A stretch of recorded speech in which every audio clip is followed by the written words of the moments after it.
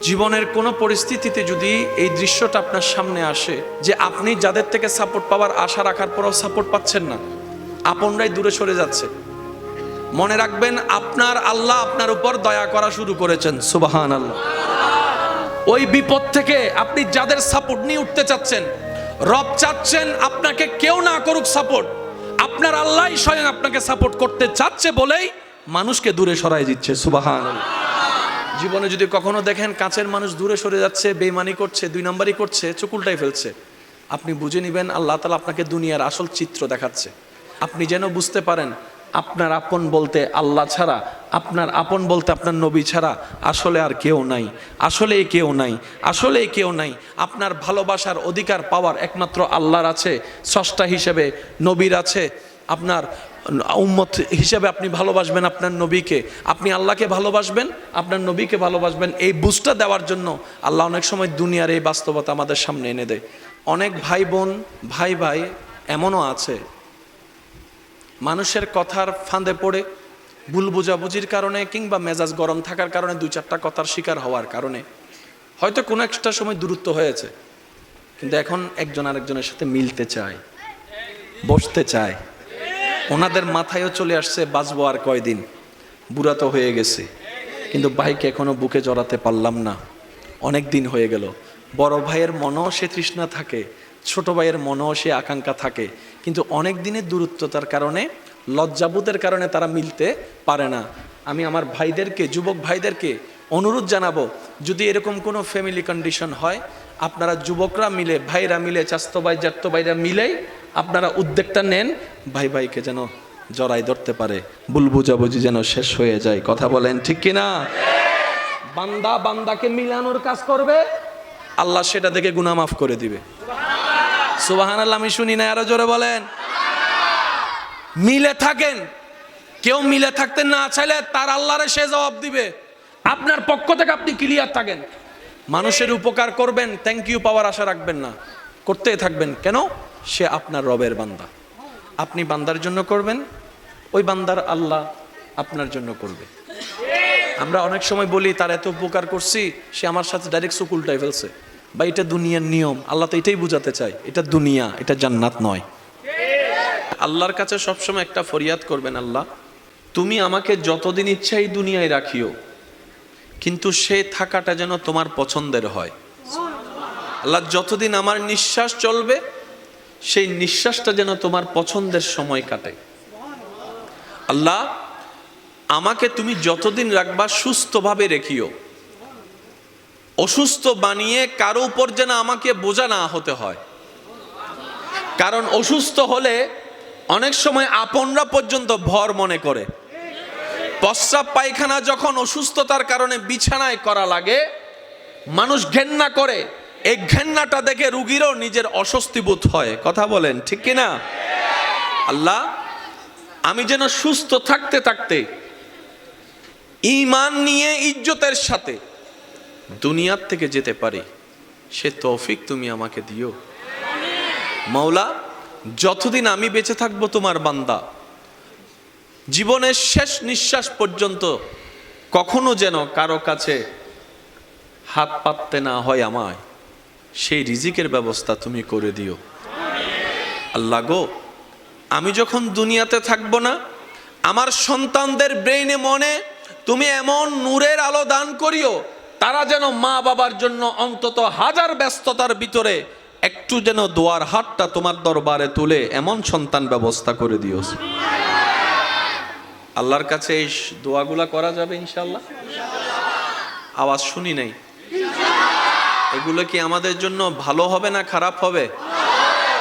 যত উত্তম দোয়া আছে, সবচাইতে উত্তম দোয়ার মধ্যে এগুলা অন্যতম উত্তম দোয়া। কি বলেন আপনারা? একমত আছেন তো? সবাই সবাই একমত আছেন তো? কারণ আমরা ইজ্জতের জীবন চাই, বেইজ্জতি হয়ে মরতে চাই না। কথা বলেন ঠিক কিনা? আমরা মানুষের উপকার করে মরতে চাই, কারো উপর বোঝা হয়ে, অপমানিত হয়ে মরতে চাই। আল্লাহ পাক আমাদের সবার উপর সে দয়া দান করুক, আমিন। ফাজকুরুনি আযকুরুকুম, ফাজকুরুনি আযকুরুকুম। আপনি নীরবে একা রুমে বসে আপন রবকে ডাকছেন, জিকির করছেন, ওখান থেকে রব ডাক দিয়ে বলে, বান্দা ফাযকুরুনি আযকুরুকুম, তুমি আমাকে ডাকো, আমি তোমার ডাকে উত্তর দিয়ে দিব। সুবহানাল্লাহ। বান্দা তুমি আমাকে ডাকতে থাকো, আমি আল্লাহ তোমার সমস্যাকে সমাধান করে দিব। সুবহানাল্লাহ। বান্দারে রিজিক কমতি হয়ে তুমি ডাকতে থাকো, আমি আল্লাহ রাজ্জাক তোমাকে রিজিক দিয়ে ভরপুর করে দিব। বান্দা যখন ডাকতে থাকে গভীর রাতে, রব্বুল আলামিন জিজ্ঞেস করে ফেরেশতাকে, ও ফেরেশতা, আমার বান্দা এভাবে ডাকছে কেন, তার কিছু প্রয়োজন আছে কিনা জিজ্ঞেস করো, আমি আল্লাহ দান করতে প্রস্তুত। সুবহানাল্লাহ। কারো ডাক রব আশা করে না।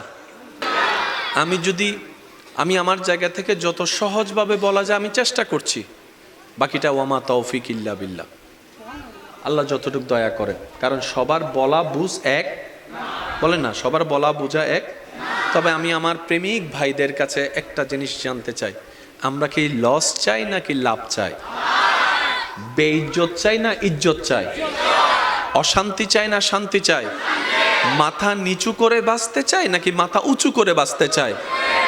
এই জিনিসগুলা যাদের দরকার, আজকের আলোচনা তাদের জন্য। সুবহানাল্লাহ বলেন। ঠিক বললে সওয়াব হবে কিনা আমার জানা নাই, কিন্তু সুবহানাল্লাহ বললে কল্পনার বাইরে সওয়াব। পিছনের বাইরে এমন ভাবে সুবহানাল্লাহ বলেন যেন আওয়াজটা এখানে আসে। একবার বলেন সুবহানাল্লাহ। মাশাআল্লাহ। বান্দা যত রবের জিকির করে শয়তানের গালে জুতার বাড়ি ভরে। তো এইরকম অপরচুনিটি, সুযোগ মিস দেওয়া যাবে। জিকিরকারী সবাই, রবের নজর আপনার দিকে। কাশ আমি যদি বুঝাতে পারতাম কথাটা। জিকিরকারী সবাই, আসমানে লক্ষ কোটি অগণিত ফেরেশতা, কেউ রুকু দিয়ে রবকে জিকির করছে, কেউ সিজদায় রবের জিকির করছে, কেউ দাঁড়িয়ে দাঁড়িয়ে জিকির করছে, কেউ এমনে জিকির করছে, কেউ অমনে জিকির করছে। এমনকি জান্নাতের ফেরেশতা রিদওয়ানও আপন আপন নিয়মে রবকে ডাকতেই আছে, রবকে ডাকতেই আছে, রবের জিকির করতেই আছে, রবের স্মরণ করতেই আছে। কিন্তু সেই ডাকের উত্তরে রবের কোনো উত্তর নাই। কিন্তু যখন আপনি এই ভাঙ্গা ঘরের মধ্যে ছাদও নাই, রোদও ঢুকে, বৃষ্টিও পড়ে, ছোট্ট একটা জায়গায় বসে বসে যখন আপনি আপনার ভালোবাসা দিয়ে, ভক্তি শ্রদ্ধা দিয়ে রবকে ডাকতেই আছেন, রব বলে যে ফেরেশতা দেখতো আমার বান্দার কিছু লাগে কিনা, ফেরেশতা দেখতো আমার বান্দার কিছু প্রয়োজন আছে কিনা, ফেরেশতা দেখতো আমার বান্দার কিছু চাহিদা আছে কিনা। ফেরেশতা বলে, আল্লাহ এখান থেকে ডেকে ডেকে ফাটাই ফেলতেছি, আমাদেরকে একবার জিজ্ঞেসও করলা না কোন জায়গার কোন কোনায় বসে।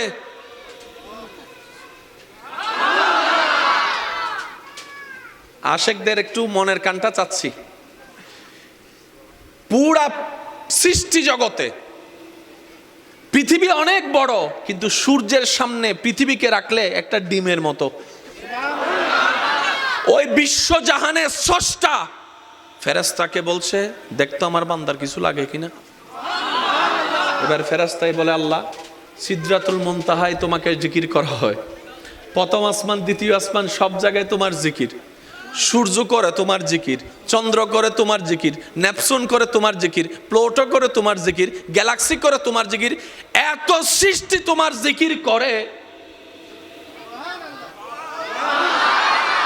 কারো কিছু প্রয়োজন আছে কিনা তো জিজ্ঞেস করো নাই। কোন জায়গার কে? এই বিশ্বের মধ্যে সূর্যের চাইতে অনেক গুণ ছোট পৃথিবী।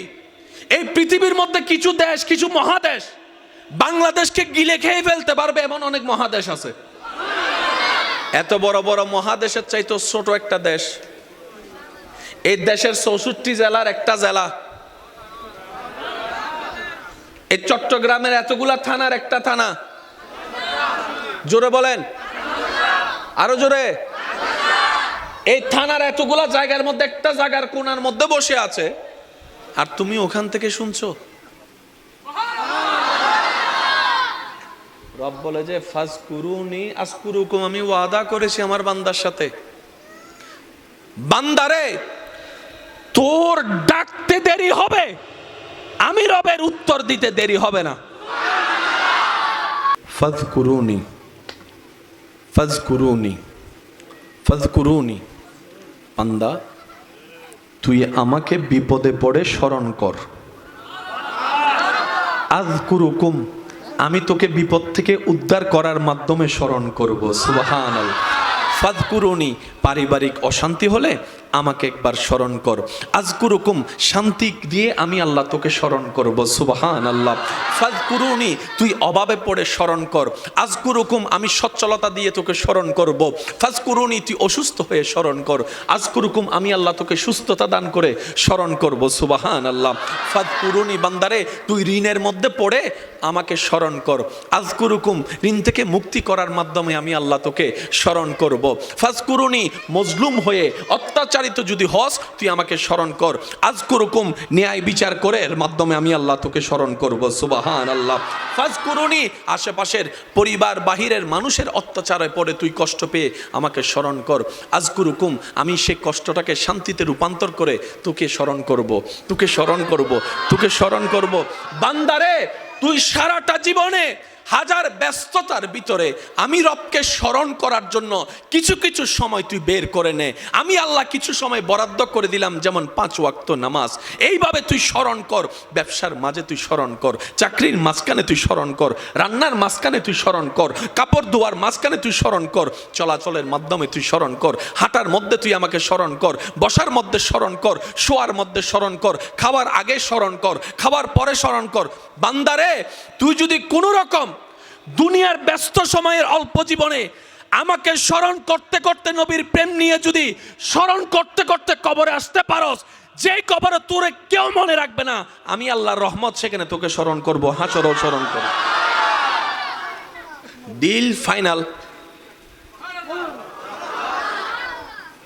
দোকান থেকে জিনিস নেয় কিভাবে? টাকা দেয়, জিনিস। আর কোন ঝগড়া আছে? রব বলে যে তুই এখানে স্মরণ কর, পিছন পর্যন্ত আমি ওইখানে স্মরণ করব। তুই আমার এখানে মনে রাখ, আমি তোর ওইখানে মনে রাখবো। তুই এখানে আমার জন্য কর, ওইখানে আসলে আমি তোর জন্য করব। ডিল। ইন্নামা তারাজু রহম ফরিব। Deal, deal. এই ডিলটাকে যারা ডিলে রেখে কবরে যেতে পারে, ইজ্জত তাদের জন্য, রহমত তাদের জন্য, সম্মান তাদের জন্য, নবীর সুপারিশ তাদের জন্য।